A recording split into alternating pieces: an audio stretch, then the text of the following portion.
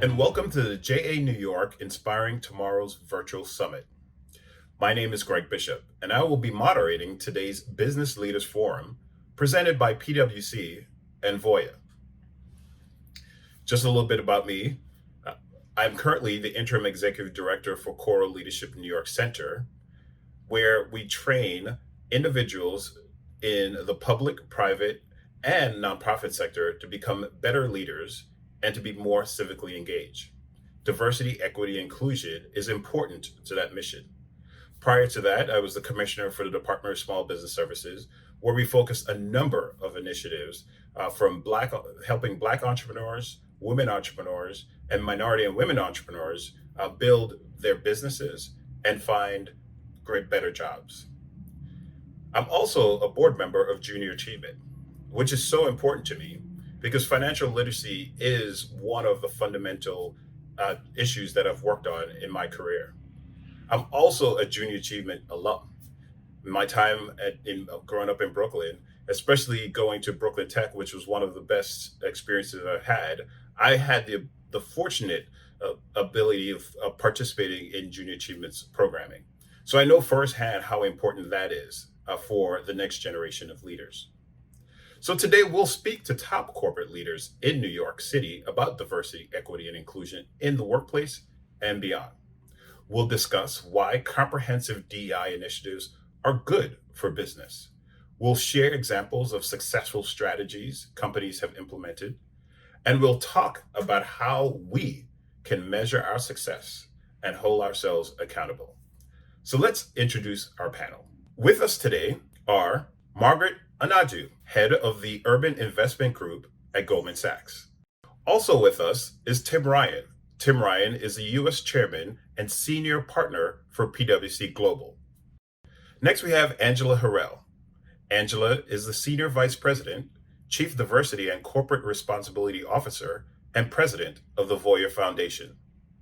And finally, we have Sallie Krawcheck. Sallie is the CEO and co-founder of Ellevest, a digital-first, mission-driven investment platform for women.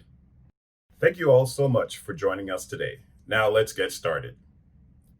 Our first question is for Margaret Anadu.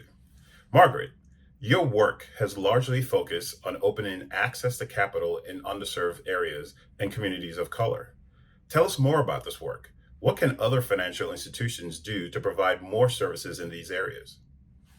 Sure, thanks. So the business I run at Goldman is called the Urban Investment Group, and we deploy between $1 billion and $1.5 billion in underserved communities and cities around the country, as you mentioned, predominantly communities of color. And when we started this work 20 years ago, it was fairly simple. We were focused on housing, which we still believe is the fundamental building block of healthy and thriving neighborhoods that provide opportunity. And over the years, we expanded that to include other asset classes, including fresh food, healthcare facilities, educational facilities, and really all the things that we think really come together to create healthy neighborhoods. And we have found incredible success, both if you think about the metrics of impact and the families we've been able to move the needle for and create opportunity for, but also financially as well. We think there's incredible value in these communities. Aside from our built environment work, our small business lending work, we've met some of the most incredible and dynamic entrepreneurs around the country in places that, quite frankly, the financial services industry sometimes overlooks. And so as you talk about what other financial services firm can do to really provide services and make a difference in these communities, I think it's really about unlearning so much of the unfortunate pattern matching that has really held many of these communities back. If you think about just the impact of redlining for decades and decades in this community, I think in these communities, we've almost just had a fundamental kind of wrong approach to how we think about risk. And so I think for many financial institutions, funds, investors, et cetera, you have to look at places that you haven't looked before and understand that just because a place has not had its fair share of capital, that could just be that we have overlooked it and we have not seen that value. And so we really just need to, quite frankly, chip away and undo what has been, decades and decades of disinvestment. Right, and we've worked in the past in terms of getting capital to underserved communities, especially a lot of our small businesses. Any of the other panelists want to comment about just why it's important to get that capital to underserved areas and communities of color. Greg, it's Tim Ryan. I'll jump in quick. I couldn't agree more with that. What we have seen consistently through our work at PwC in underserved communities is the level of innovation and the capabilities that exist are there. They know no boundaries, and we've seen very clearly there are amazing opportunities. We've done a lot with investment in tech upskilling and financial literacy in underserved communities. And what has absolutely surprised us over the last 5 years that we've been doing that is the level of innovation and talent that exists out there. And I couldn't agree more with the statement of unlearning what we've learned in the past. And that talent and innovation is everywhere. So we see it as a tremendous opportunity for future growth for our society. And I would just add to that, Greg, Voya is a financial services company, and our focus on financial inclusion really means thinking about how we develop those skills, those capabilities very early in life. And so while we certainly, as retirement services and employee benefits provider, do a great deal of education with our plan participants and within our own organization as well, we're really dedicated to making sure that underserved communities have the financial skills, knowledge, and just really hands-on experience that helps them understand those basics around their own economic empowerment. And I think that, Junior Achievement obviously is one of our signature partnerships where that comes to life. Mm-hmm. So Tim, our next question comes from Joswell Placencia, a JA alumnus and the first JA New York Student of the Year honoree. Hello, my name is Josué Placencia, and I'm the co-founder and COO of Forefront. My question goes to Tim Ryan, whom I've had the pleasure to get to know for several years. Tim, with the COVID-19 pandemic exposing inequalities for Black and Brown youth, and particularly the difficulty in remote recruiting and remote career coaching for first-gen talent of color, I'm curious, what are concrete actions that businesses should take to close this gap? Thank you so much. Yeah, thank you. And I appreciate the question. And Greg, let me first thank Junior Achievement for having me here today. It's an incredibly important discussion. Over the last several years, as we've worked on this at PwC and worked with hundreds of other companies across the country, I'd put the actions businesses should be thinking about into two buckets. The first one is things they can do with inside their four walls. In other words, there's an old saying, you got to take care of business at home first. And so with inside the four walls of companies, we think it's incredibly important that companies focus on driving inclusion, advancement, and representation. And that may sound obvious, but that is incredibly important. And a holistic strategy starts with at home, and then businesses also have the opportunity, and I would say the responsibility, to do more in the communities, which really gets to the question that was out there. There's a number of things that companies can be thinking about. One is financially, making sure the financial donations and contributions are made to different underserved communities to help drive education up and skills up. That's one important element.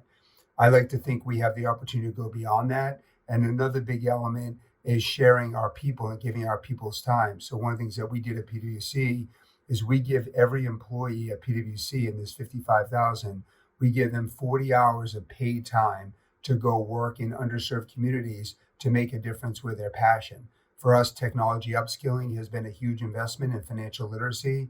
So we're giving over 2 million hours each year back into our communities to help drive financial literacy up and tech upskilling up, which I think is incredibly important.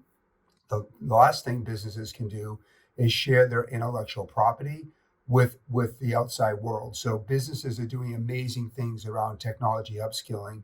They're doing amazing things around innovation. So at PwC, we had developed a digital fitness app. So think of it as your Fitbit, but think of it as your mindset around getting ready to learn technology. We originally developed that as a commercial tool, something to work with our clients and help them. We made the decision in the pandemic to share it with everybody. And it's now being used by tens of thousands of people in the United States, in schools, in underserved communities, and not just in businesses to help people go in their journey in a gamified way to raise their technology IQ. So I think businesses have a remarkable opportunity, not only inside their four walls, but a remarkable opportunity to make a difference in the community. Money, giving their people time and permission to follow their passion, and then sharing intellectual property, all with the hope of rising the tide for everybody. Thanks, Tim. Margaret, you've worked in this area as well in terms of closing that access gap. Tell us a little bit about what you think businesses should, what steps businesses should take to close that gap. Yeah, I loved everything that Tim said, because I think one thing that he really hit on really well is just this idea of there's the work that your own institution can do. And Goldman spends a lot of time.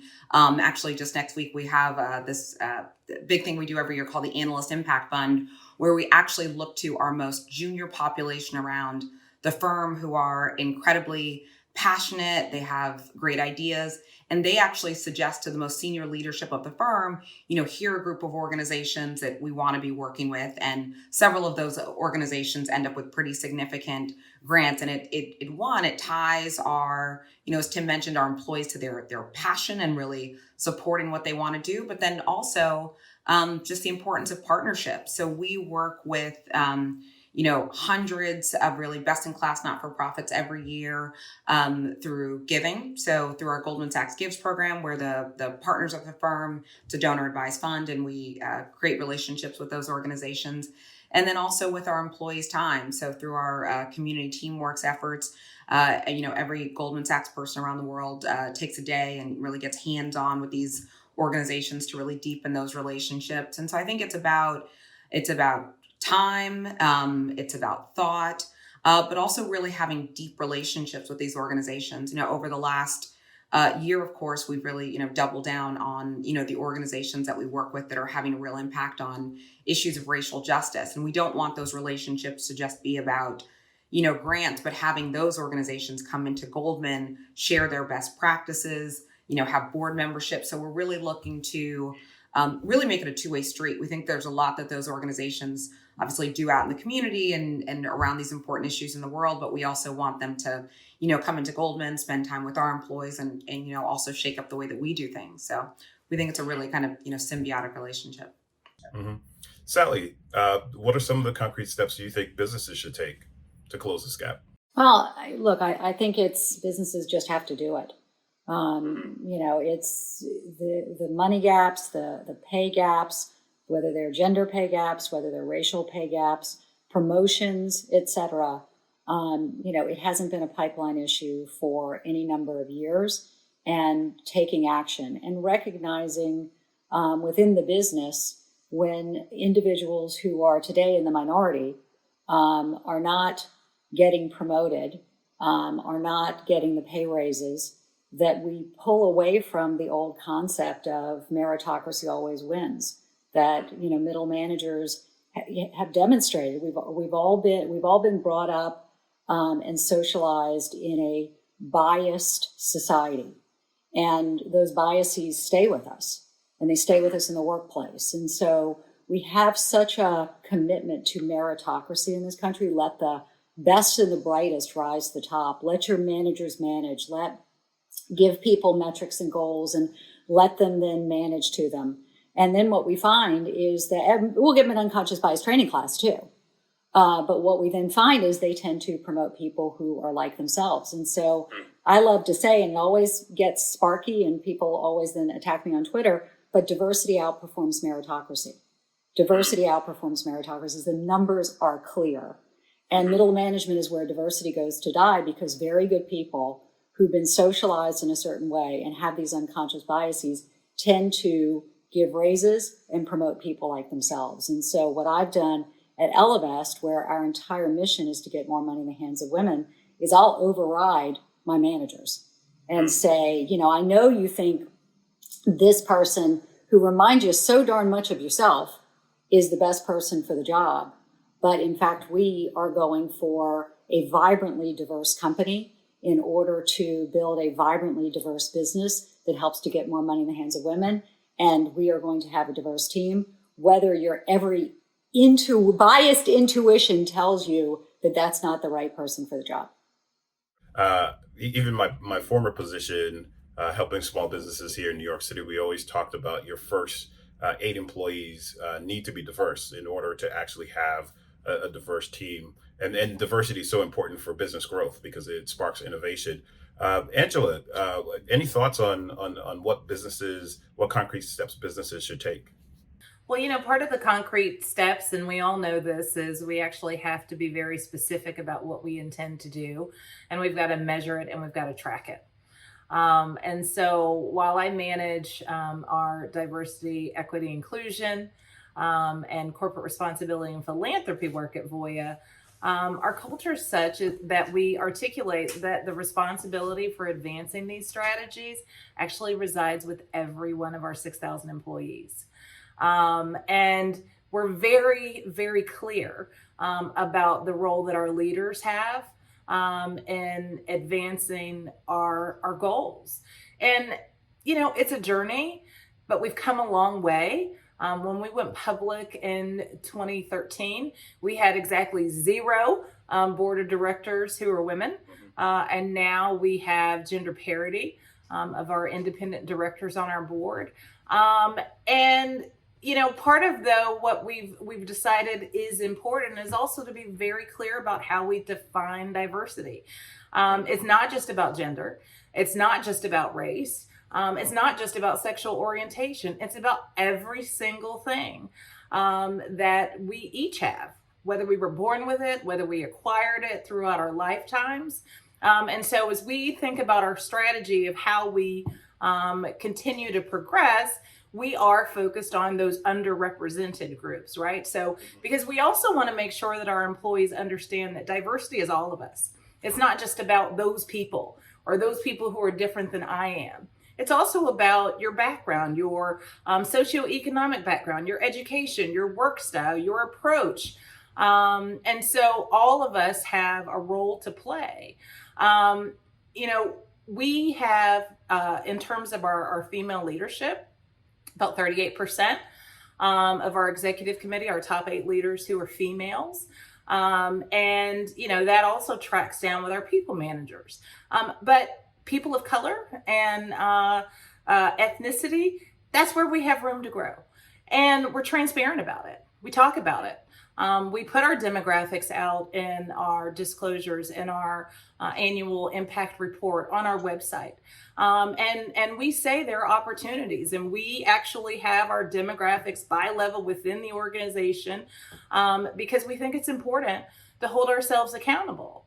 And when you think about accountability, it does have to start at the very top. And so, our executive committee has very specific diversity action plans and all of their direct reports. And so that's about 60 leaders within our organization who have diversity action plans that focus on underrepresented talent, bringing them into the organization, having those slates that includes them, how they develop and are retaining those individuals, how they're engaging and encouraging their teams to participate in diverse programs and activities. And that includes ERGs, but also we're big volunteers.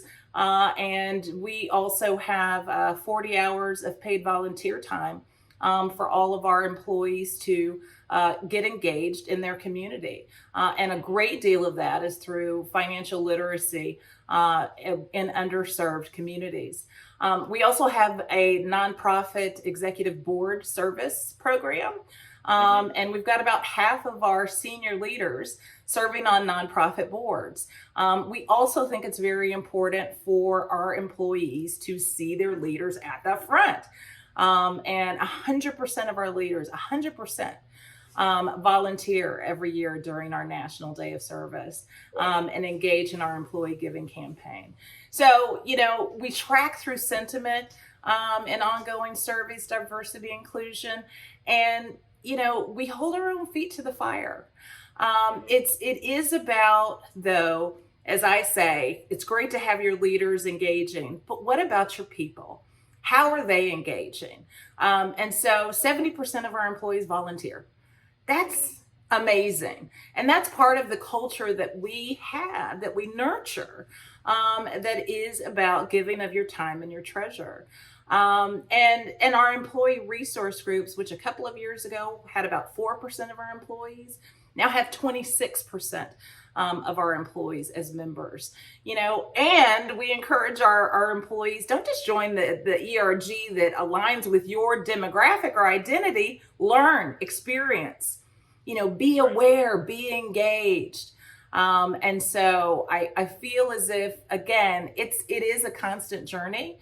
But what I know and what I see and what I feel as a Black woman who's senior within an organization, who also has a disability that I actually talk about with our employees, I know that we've built an inclusive culture where people do feel comfortable coming to work, and part of that's through measurement. Yeah. And so, Angela, that when we ask the question, where does diversity, equity, and inclusion reside? It sounds like, from what you just said, it needs to be at the top, right? And it needs to start from the top and flow towards the different employee groups, et cetera. And it needs to be transparent, and it needs to be open and honest, right? In terms of measuring the impact through data, through participation, et cetera. Tim, what are some of, in terms of diversity, equity, and inclusion? Where does it reside in your corporate responsibility portfolio, or in your corporation, and how do you measure? So thank you, Greg, and Angela knows this. I have the privilege of knowing her executive team, and everything Angela said was true. Like it starts at the top, and I think Voya does a remarkable job, and I've seen that, and I agree with everything Angela said. We're very we're very similar at PwC. I won't repeat everything Angela talked about. I will just share that for us, it's been a multi-year journey. Sallie said earlier, the pipeline is not the problem. We could not agree more. We frankly think the pipeline is an excuse. We have seen, and it goes a little bit to the comments that Margaret made. 4 years ago, we unlearned our decades-old recruiting process. We unlearned what we thought was the right way to do it. And we materially changed our recruiting process, not only how we recruit, but where we recruited. And we proved what Sallie said, which is the pipeline is not the problem. We've had record recruiting classes in the last 3 years through deliberate changes of the way that we did things in the past. And that is beginning to now see more people coming in the firm who are from underrepresented minority groups, particularly Latinx and Black. I also agree with Sallie. The big challenge is retaining people. So we've changed an advancement as people progress, and we've made a number of changes that are very deliberate to make sure we improve there. For us, the latest big move we made to improve was in August. We issued our first ever diversity, inclusion, transparency report. And by every measure, it's the most transparent report of large organizations in the United States. And that was very deliberate. The reason we did that is we were pretty far in our journey. Now, to be clear, when you see the report, you'll see the gaps that we have. There's legitimate gaps, but you also see the progress we've made around new partner classes, around recruiting, around our board, around our executive team. But you'll clearly see we have significant opportunities around retention. And we shared our strategy as well. We went transparent because we wanted to use it to catapult us to the next level. And we do believe transparency brings a clearer sense of urgency around where we went. I will admit that was on the plan, on our roadmap for 3 years. But when we went and we did it, I was nervous, right? I mean, you're bearing your soul to the world in terms of where you are. But I think it's an incredibly, incredibly important step. And the feedback has been remarkable. And I do encourage that for different companies given where they are in their journey. I will also point out, by going transparent, it has the ability to pull everybody into that journey. Even though we've been driving that from the top, we've been breaking that middle Sallie talked about very deliberately. The fact that everybody sees the same data is a remarkably powerful tool, not only outside the firm, but inside the firm as well. The last thing I would say is, as people think about transparency, there's obvious metrics that are important. And you'll see our report. We debated over 150 different measures that we might be transparent on that we track inside. We went with 14 of what we believe are the most important ones. Some of those apply to almost every company, like board, senior management, the makeup of the employee base. Some of them we tailored to what was important to professional services. And I'll give you an example of one. If we know that serving the largest, most important clients is a ticket to leadership and professional services. And so what we disclosed is the diversity of people serving our Fortune 1000 clients. And by the way, the data is not great, but we've made progress, but the data is not great. And the reason that metric is so important in professional services is the way you ultimately end up in roles like mine is you serve the biggest, most complicated clients. So that metric may not be important to a Voya, may not be important to a Goldman, but is massively important in professional services. So as people think about transparency, I'd ask them to think about the metrics that apply generally across the board, but also the ones that are important to getting to the diverse and inclusion organization you're looking for. And that's one example of a metric we think is very important in our profession. Wow. So thanks, Tim. So we hear reinforcement of commitment from the top, transparency, and also being able to measure.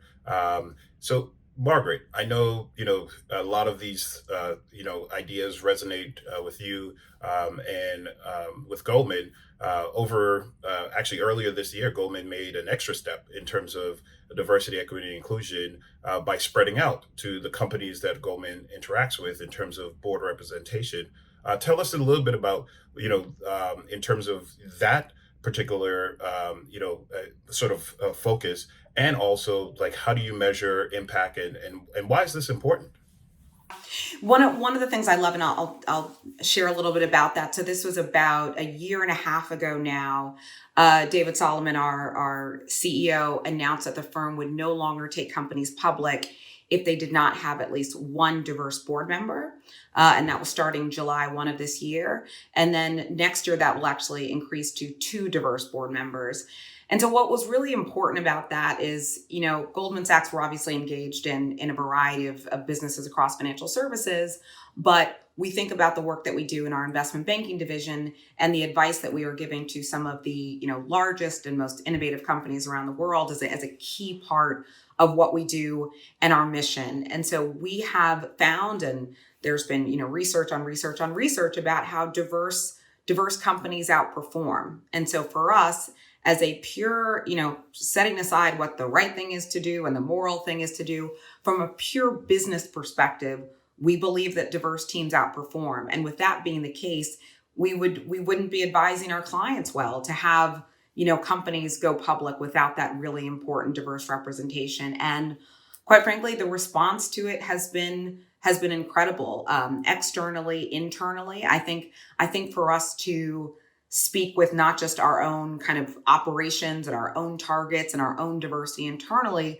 but to really make it a key part of how we execute business. And quite frankly, one of our, most important and, historic businesses, I think was a real statement. It was really important. I personally, as a partner at the firm, was just incredibly proud. And I'll say that, in terms of, I loved, Angela's comments about sort of, coming from the top. I think one of the things that David did that was really interesting, especially as a new kind of incoming CEO, you watch those first 100 days and what their leadership is going to be about. And, and of course, focused on shareholder value and the stock price and all the things that you would imagine. But he's been very clear internally, externally, with our clients, with all of our stakeholders, that one of the things he wants to feel he has incredibly moved the needle on as it relates to Goldman is our diversity. And that's the diversity of the business we prosecute, the diversity of our own teams. Our lead director is a Black man. There are tons of women on the board. And so that's kind of a representation of the top, but having that trickle down through every part of the organization is really important. And so in addition to the very public commitment we made around board diversity and companies we take public, we've also made some commitments about our own workforce. And so started with our, the incoming folks that we recruit off campus and making sure that there was gender parity there, and there were clear commitments around what we were going to do around, Black population and and Hispanic populations within the U.S. and then expanded that just within the last few months to the firm's VP population, which is the vast majority of the firm. So meaning we will be increasing the diversity of the firm literally by thousands of employees over the next few years.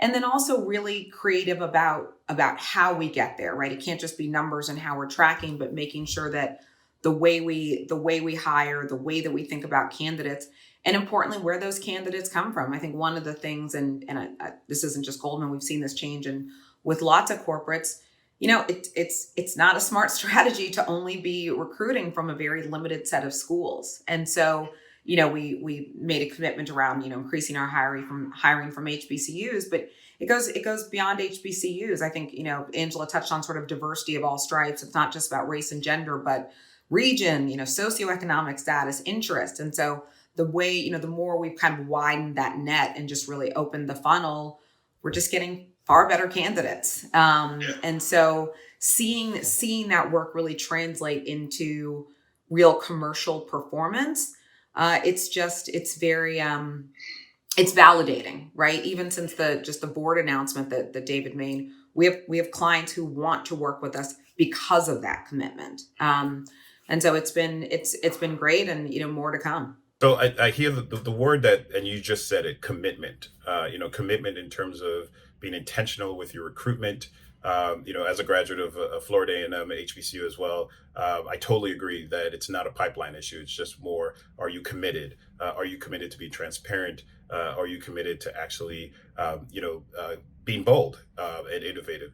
Sallie, we talked a lot about, diversity, equity, and inclusion. And in my past, time with the city, one of the areas we really focused on, and we worked actually with Margaret and Goldman about this, is really women and some of the challenges women entrepreneurs face. But can you share some of your perspectives in terms of what are some of the barriers for women in leadership in the corporate world?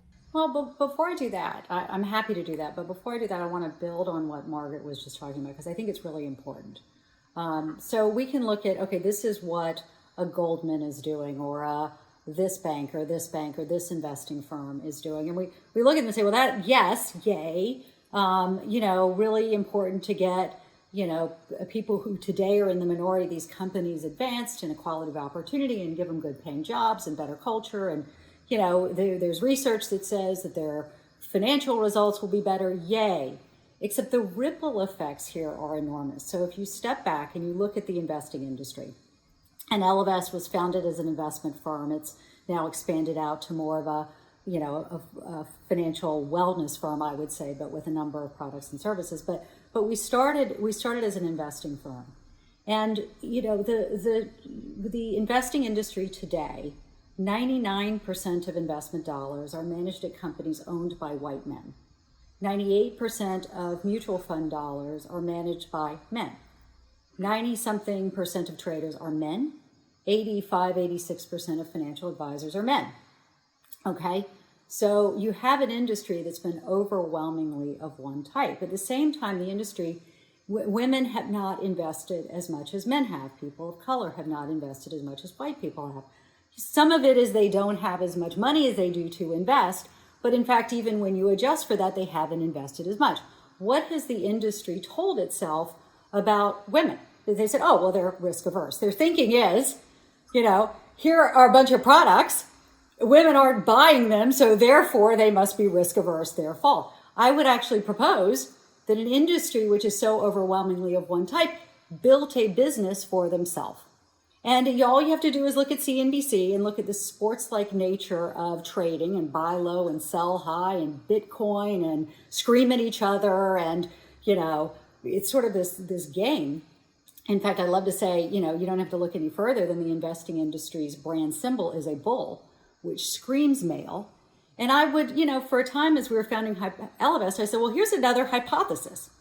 Maybe it's not that women are risk averse. Maybe they just don't want what that type is selling. Maybe those guys built a business for themselves that was built on sport. And so we said, you know what? Let's found an Ellevest. Everybody said this is the dumbest idea. Women don't need their own investing firm, their own financial firm. They don't need it because money's gender neutral. And we said, well, let's just say maybe, it's not, maybe we'll just build something around what women are looking for. And we put together a company that today, and I liked your point, Gregg, about, your diversity is sort of set by 8 people. I would have said 12, but 8 sounds good to me too. And we said, well, let's start a company where we are today 75% women, where today our leadership team is 60% people of color. Let's seriously look at the research and let's build something from the very ground up based on what women are looking for. And the impact here is so significant because it's not just, this industry doesn't have as many women on it. It's by its very nature, it has built a business for men, which has kept women from investing, which we talk about the gender pay gap all the time, that 82 cents to a man's dollar. The gender wealth gap is 32 cents to a man's dollar because when women get that money and they're not investing and therefore allowing it to compound. So I don't even think I answered your question, but I answered the one I wanted to answer, which is, and then I'll finish with one further thought. Same thing with venture capital, right? So the investing industry being of a type is keeping women from accessing wealth, which is keeping women from accessing full equality. The venture capital industry, which has been 95% men as decision makers, is it any surprise then that women get just 2, 4, 5% of venture capital dollars that are out there, even though the research says their businesses can outperform those of male-only startups. So these issues are so important because the ripple effect is so significant. You definitely covered the barriers well in terms of, and it sounds like what you're saying, the shift using some of the examples that we heard in this conversation today is, not only commitment from the top, not only being transparent, but being bold and pushing through ways to actually change some of those statistics that you just mentioned. Well, that's where I think it has to come. It's got to be a David Solomon at Goldman. It can't be someone 6 levels below, right? It's got to be a David Solomon, and then you have to have startups that address it too, and sort of provide leadership, I think, sort of in a flank in order to then get an industry to begin to shift. Right. So for our final question, and panelists, each of you can jump in or whoever wants to take this.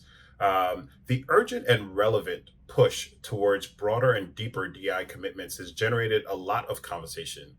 And we've had that today. And there were plenty of aha moments, it seems, in your path towards greater diversity, equity, and inclusion. But what were some of your aha moments? Can you share one of those moments, revelations, and maybe what meaningful action did it inspire?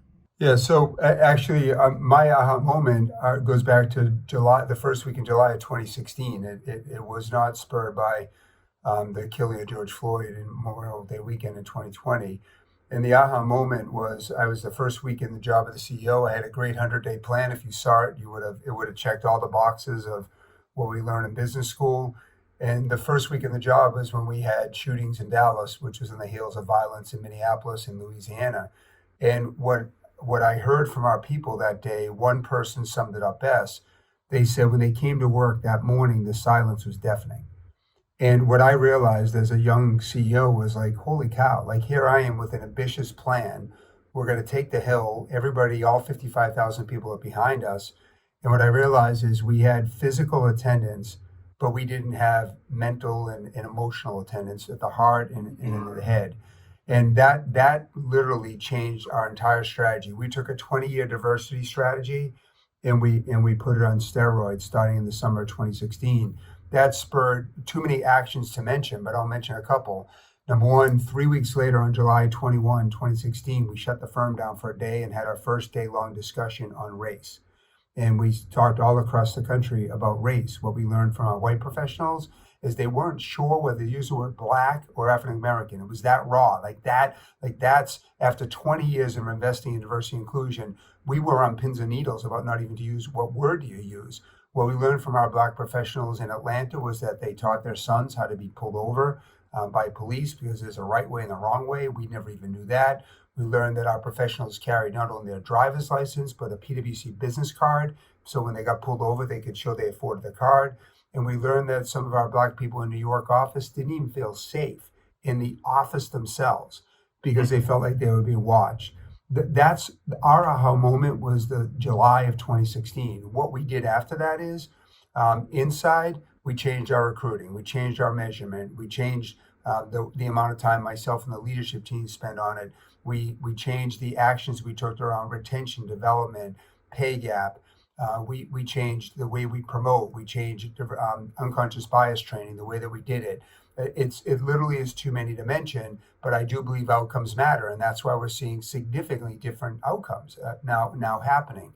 I would also say we took it outside, and I think most of you know we started a group called CEO Action for Diversity and Inclusion, which today, 3 years later, has 1,400 CEOs who are part of this group called CEO Action for Diversity and Inclusion that represents 22 million employees inside the United States.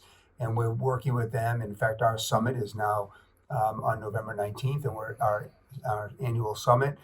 We've done a tour across the United States. We'll reach 1 million people on unconscious bias training, and we're trying to pull the business community to do better on the very topic that we're talking about. That was all spurred by our aha moment in the summer of 2016. I think what we're seeing with George Floyd's killing is we're all having our aha moment at this point. We saw it 4 years earlier. I've had many aha moments in my life, growing up in the South as a child of working class individuals that I won't go into. My aha moment from a professional perspective, though, does actually link to that, and it was after George Floyd's death, and it was finally understanding that I could actually not be okay at work. Mm-hmm. I could talk about how it affected me personally. My CEO, Rod Martin, called me. I'm actually getting emotional thinking about it. A couple of days later to ask me if I was okay. And I said I wasn't, because I wasn't. And I shared with him that it's hard sometimes being Black in America. It's hard sometimes feeling like a second-class citizen. It's hard that you have been educated and you've got big jobs and you've done all of these things, and yet, when you go to buy masks, you get the most colorful one there is, so that there's no confusion at the ATM, so that my neighbors feel comfortable when I walk my dog. That's the reality sometimes. And that's the reality that I had never truly had a conversation about at work with white people. And quite frankly, I'd never had those kind of raw conversations beyond my really closest friends. And so my aha moment was, this actually is something that if we don't talk about it, none of us are going to be okay. And so that, I just have to say that I was amazed at the reaction. We actually I moderated a panel discussion with 2 other Black leaders and 2 white leaders, and it was meant to be a little 10-minute segment. It ended up being a 45-minute video, candid, raw, tears from all of us. And 30% of our employees watched it from start to finish. And we shared it externally. And the outpouring of, oh my gosh, I didn't know, helped me understand that this is what has to happen.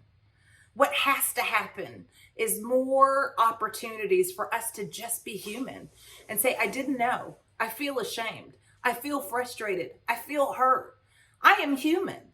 And what we've all been trained to not bring to work, right? Those emotions, those feelings, those tears, what have you, they're actually okay. And it's okay to not be okay. And so, from the very top of our house to every employee within, what we have been doing over these past, 5 or 6 months is helping everybody understand that conversation is part one, Empathy is part 2. And then what are you going to do differently is part 3. Thank you all so much for joining us today for this thought and I hope action-provoking Business Leaders Forum. Thank you to our terrific panelists, and thank you to Voya and PwC for sponsoring this important conversation. The JA New York Inspiring Tomorrow Virtual Summit will conclude tonight with the 2020 Leadership Awards honoring Dan Schulman, President and CEO of PayPal. Please join us at 6:30 p.m. If you enjoyed today's program and would like to help Junior Achievement of New York, please click Donate at the top of your screen. Have a wonderful evening.